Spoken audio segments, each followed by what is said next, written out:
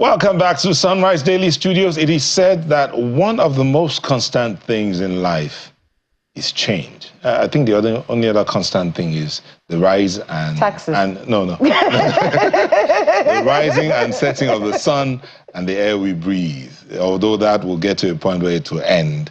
But then change is a constant. And change is happening around the world.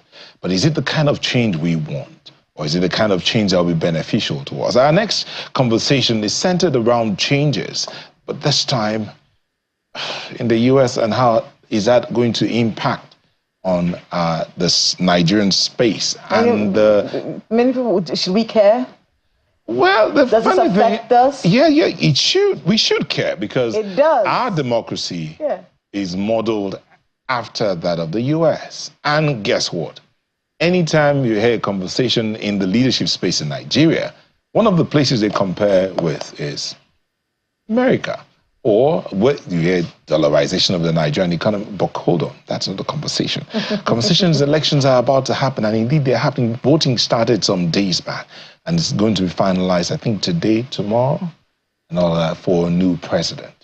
How would that affect the Nigerian political space and socio-economic situation? To help us answer all of this, we have Ambassador Hassan Mohammed Hassan, a former ambassador and deputy chief of mission, Embassy of Nigeria, Washington, D.C., with accreditation to the Organization of American States in the U.S. Thank you for joining us. Thank you very much. So, Ambassador Hassan, of course, your profile here says a lot about how you can add and help us understand what's going on there. So let's start from that point of understanding. Okay. Change is about to happen in the US. Yeah. Whether the former president will come in or the vice president would elevate to the office of the president. Right. Change is about to come to the US. But let's start from that point. What's your take on this change that is looking like it's going to happen? Yeah, it's a normal thing. In America, every 4 years, there must be elections to maintain the democratic nature of the society. So having an election now is just a continuity of the existence of America. And elections in the United States have impact all over the world because the US is one of the major countries of the world, and people look up to her for so many things, for direction, for economic development, and a lot of things. So we can be an exception. So every 4 years we have this drive for change. Yeah. But then the question I want to ask is, what do you think is driving the voters' decisions in the U.S.? Because it looks like there are two major parties. You have the Democrats, you have the, what's it on? Republicans. And the Republicans. But there's something that usually looks like it is driving them. The contestants or the aspirants go to the different groups and have these conversations, just like it happens in Nigeria. Yeah. But what are those things you will say that most often than not drive the American voter? There are so many things that drive the American voter to vote either Democrat or Republican. But the major things, if you don't mind, I have some. Yeah, sure. Yeah. The major things that is driving elections voters to different parties, there is what they call abortion in the United States. It's a major, major factor. Women wants to take care of their bodies, and President Trump, when he was president, he got some the Supreme Court, and they upturned what they call Roe v. Wade. So that one is very, very important. The second one is border crisis, immigrants trooping in from Mexico, from Latin America mostly. And President Trump built over 350 miles of fence during his time. And he has vowed to deport many immigrants and also to stop them from coming to America. And he has a substantial number of voters interested in that. So this is another thing. The other one is what they call climate change. And the climate change, even in Nigeria here, when you have flood in the desert in Maiduguri, so you see there are a lot of things that attract people to that particular issue. And the next thing is crime. Crime, they said the immigrants are the major drivers of crime. America has her problems with crime, but they want to curtail crime, and they feel curtailing immigration generally will do that job for them. What they have drugs. So the next thing is drug issues, opioids, and fentanyl. These are very major, young people especially, getting addicted, and is affecting the economy. So it's a major issue in the elections. The next thing is inflation. Inflation in America is not as we have here, but they complain a lot because their system is so organized that a slight push in inflation disorganizes almost everything there. So they are very particular about inflation, and the government of Biden is being accused of promoting, or his policies leads to inflationary trend. Yes. So the next is Israel-Palestinian conflict, which is a major thing in the U.S. But they seem to downplay the issue because U.S. is generally a pro-Israel kind of country. So the Arab population there, I don't think they have many supporters as such. So that aspect is downplayed. President Trump was quoted as saying that he will ask the Israelis to finish with the thing and get let the public opinion, if it lingers on, the public opinion will go against them. So let them finish as quickly as they can. On the other part, you have Kamala Harris, which represents the Democrats, and also President Biden. And so far, they have not done a fantastic job. They are independent. Their fairness is kind of not there. And the Arabs are there complaining, but I don't think anything can be done about it, because in America, the policy is Israelis virtually every Israeli is an American. So the thing is, we do know that President Trump was like if not the first American president to officially recognize Jerusalem as the capital of Israel. That's right. But if we take that and then come back to look at the policy difference between these two contestants contesting for the Oval Office, what would you say is the difference in their policies? One appears to be liberal to some and strict to another set of the society, right, while the other one appears to be all-round liberal. Which one exactly is it? Yeah, they're not.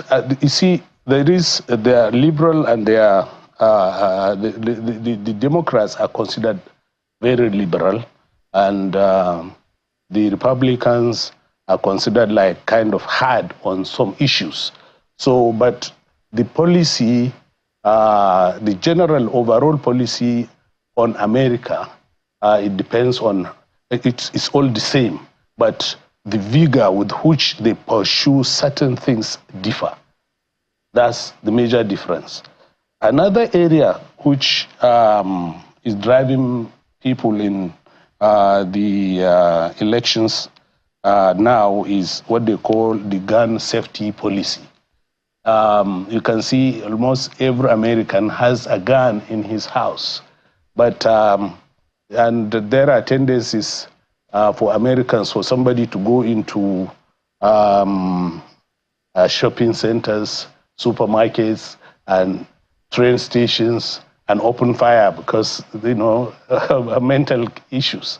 So the Democrats have said, are saying that they need to do background checks, they need to curtail gun possession, and the government is not, and the Republicans, most of them are gun owners.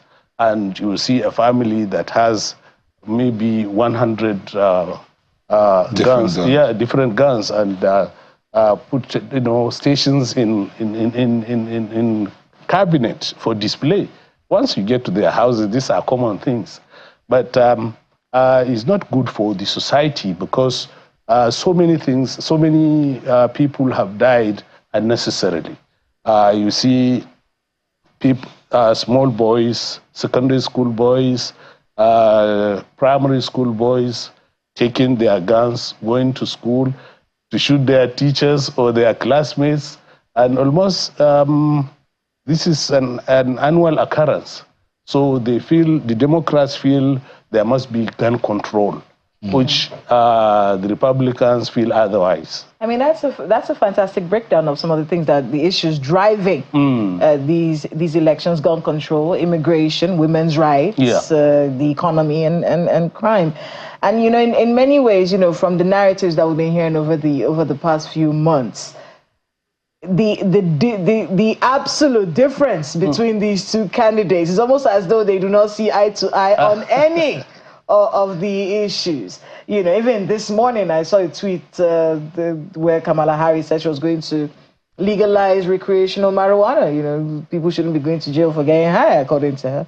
You know, so totally different on a lot of issues. I want to bring it back to us as Nigerians. We have quite a number of Nigerians who support Donald Trump. That's true. Quite a number of Nigerians, and then quite a number who also support Kamala Harris when it comes to, you know, policy drives and where they look at foreign policy, especially.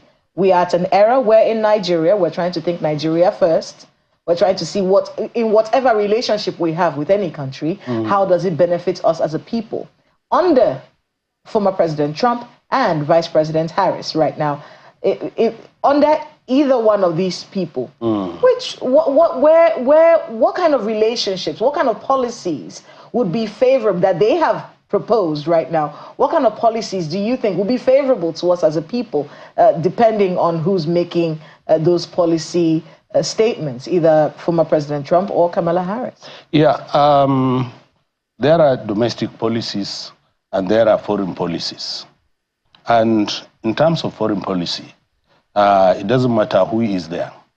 They pursue the same ideologies and they pursue the same issues. The only difference is what is the motivation. Some people, some Republicans may pursue a particular issue with vigor, with urgency, with all the strength they can muster. The Republicans, the Democrats, where they are a bit lenient, they are a bit, you know. Okay, so let's focus on actual issues that we're having in the country right now. Security is one of them, and our economy. So we are worried about the security of Nigeria and worried about our economy, rising food costs. Right. And we need to export more. We need to manufacture more and export more. Good. These are some of the things that we are worried about as a country. Based on the policy statements of these two candidates, which one do you think, at least you've been in the missions, this is your area, which of their policy drives do you think would be expedient for us? Which ones will respond to us immediately and get us what we need when it comes to the relationship we have with that country? To be honest with you, the Americans, they're not, the care for African issues takes a back stage. So they've not taken African issues as their major concern. Okay. Yes.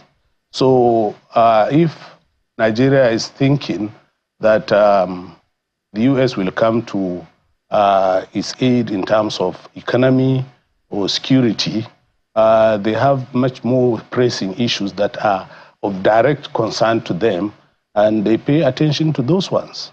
So it doesn't matter who is there, which party, the stand on Africa might not change per se. Yes, might remain the same. But in any, you see, Nigeria is a bubbling economy of late. But now, the thing is, if you don't, the people tend to have, in Nigeria, we tend to have faith in foreign investors. Foreign investors, money like water finds its level. So you have to put your house in order first. If your house is not in order, I don't think many people will want to have a look at your economy. That is it. That is just it.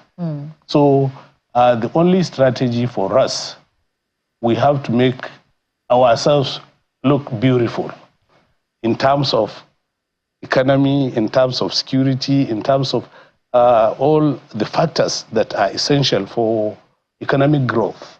So if we fail to put those factors into account and to pursue them to a point that will manifest themselves very well, people will not look at us. We'll continue to grope in the dark, and government will continue to tell you they are foreign investors, they are this.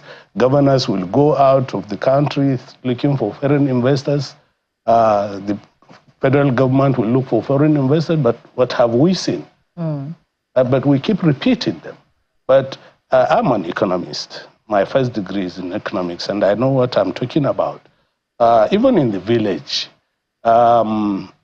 if you make your house beautiful, you go to the farm, your farm is all right, you sell your produce very well, and you get something, people in the village will respect you. So that's just it. I mean, I want to be able to talk about immigration, because that is one major issue in this election. Yes. And you talked extensively about it and the impact it would have on the American voter. For the Nigerian, we're dealing with a Japa syndrome. Even though Japa is very expensive now. If you can afford Japa, you can afford to run a business in Nigeria. But we're dealing with the immigration issue. We have seen many Nigerians abroad who live in the United States worried about, what's going to happen to them when it comes to their status as American citizens. We've heard one of the candidates at least talk about mass deportations. Yes. And that's something that's worried a lot of people in terms of people's movement, from Nigeria to the United States and those who are living there and the conditions that they find themselves in. What do you make of these elections and the impact it will have on Nigerian migrants? And I'm not talking about illegal migrants, legal migrants, people who are there, to get greener pastures. Yeah, when it comes to legal migration, they have no problems with it. America doesn't have problem with legal migration, but illegal migration, that's the problem. So Nigerians that are there, many of them are doing very well. They have distincted themselves within their communities, and I don't think there might be some slight aspect of discrimination, which is common, is all over the place, and is not only restricted to the United States. Everywhere. Yes, it's everywhere. Even in Nigeria, we have discrimination amongst ourselves. But Nigerians generally, they are doing very well, and they are very, very educated. There is a report on how Nigerians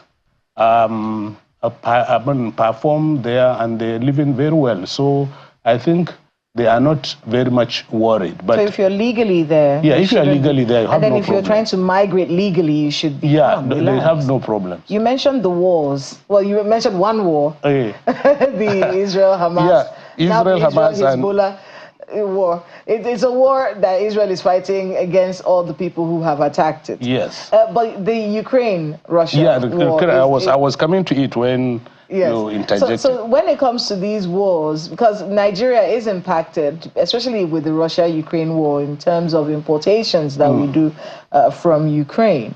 But talk to us a little bit about, a coming administration and the outcomes that each of these candidates have for this. I was saying it earlier, it's almost as though they are opposites when it comes to their mindsets about these wars. The Russia-Ukraine war and the Israel-Hamas war. In what ways, really, can these wars affect foreign relations between places like the United States and Nigeria? So far, it hasn't affected our foreign policy posture. And even in the U.S., it's all the same. It's the same approach. But the problem is in the Ukraine issue, one will have to treat it very tactfully, because Russia is there, and Russia is doing a lot of harm to Ukraine. And the U.S. is 100% behind Ukraine. And the genesis of that war is that they want Ukraine to join NATO, North Atlantic Treaty Organization. So that North Atlantic Treaty Organization, they entered into an agreement, according to Russia, that Ukraine will not be part of, Ukraine will be a neutral ground, and they want to take all other, because most of those countries were part of the Soviet Union. So after the Soviet Union, dismantled, some countries became independent, just like Russia. And Russia was like the successor to the USSR. Exactly. So Russia is a bit scared, because if NATO they've been getting some of the smaller states to join. Yes, but now they're getting a major partner, and that is Ukraine. So that is the genesis of the whole thing. So you're saying that this whole matter is tied to a membership of NATO? Yes. It's tied to a membership of NATO. So if Ukraine should come now and say, we're not doing NATO again. I think there will be some kind of a law. De-escalation. But there's a reason why they want it. Yeah, there's a reaon. there's a reason why they want yes. it. Your Excellency, this whole elections are, when you were talking, you talked about foreign policy, and you also mentioned this Ukraine-Russia war hasn't really affected Nigeria's foreign policy as is. No. But there's something else you mentioned earlier, America First. And you said the two candidates are approaching America First. Yes. Just in different ways. Exactly. Now, let's look at America First versus Nigeria First. What lessons can we draw? Because the way it is, in our political space here, in the last election it was a 3-horse race. Yeah.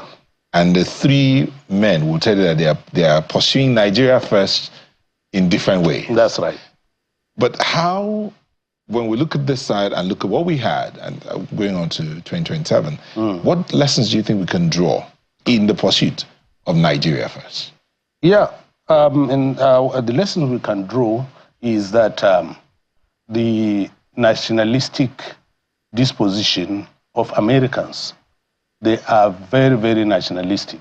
And Nigerians, I don't know, but we have some deficit in that regard. And we have to be dedicated, we rededicate ourselves to the general interest of Nigeria, the national interest of Nigeria.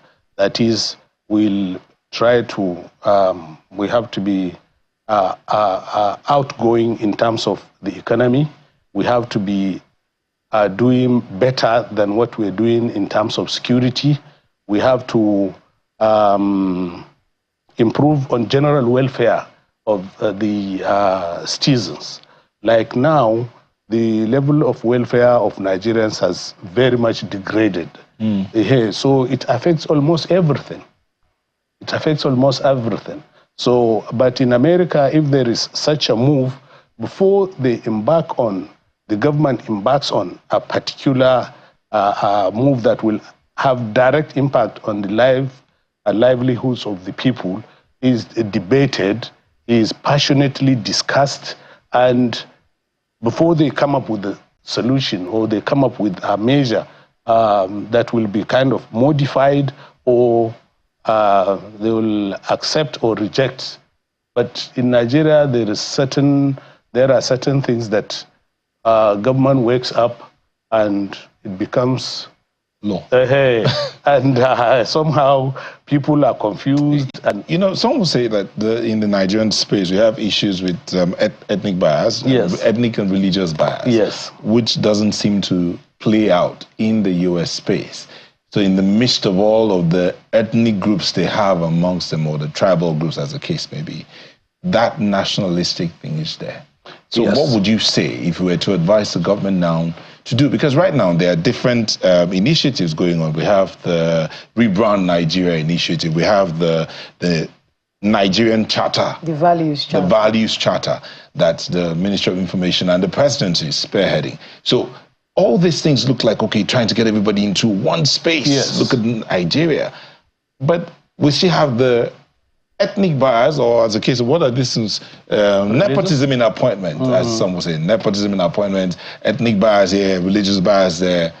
At what point can we draw up? Yeah, in this respect, America will play maybe a very negligible role.